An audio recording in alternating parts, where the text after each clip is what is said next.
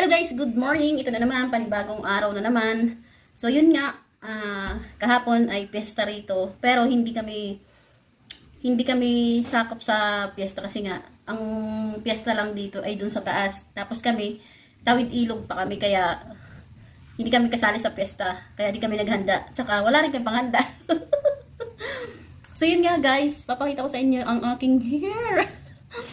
Nagpagupit. Ginupitan ko yung hair ko paano kasi nakikita na nahalata na yung ano ko dito. Ayan o. Yung aking bukol.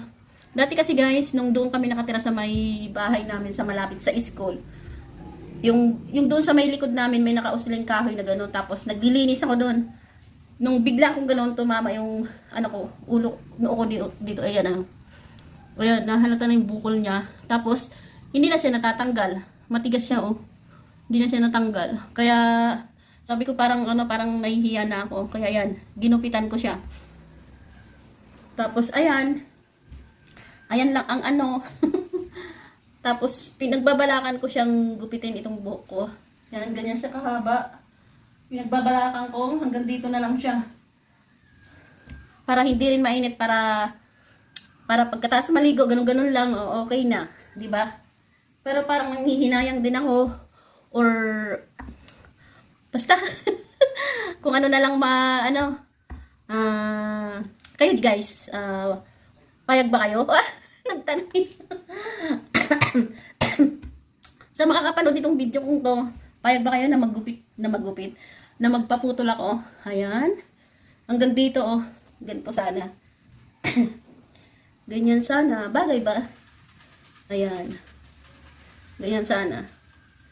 Pinag-iisipan ko kung ipaganyan ko. Bagay ba? Kaya lang nangihinayang talaga ako yan. Tapos yung kulay ng buhok ko, ako lang nagkulay-kulay niyan kasi nga, ang mahal din magpakulay.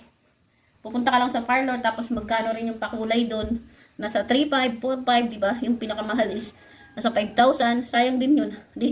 Namili na lang ako sa Shopee ng pangkulay. Kaya lang, hindi ko ganong nakulayan dahil ako lang mag-isa. Ayan. Kaya hanggang dito. Ginaganon-ganon ko lang ng ano ko. Yung nabili ko lang ng pangkulay, ganito lang kalalaki.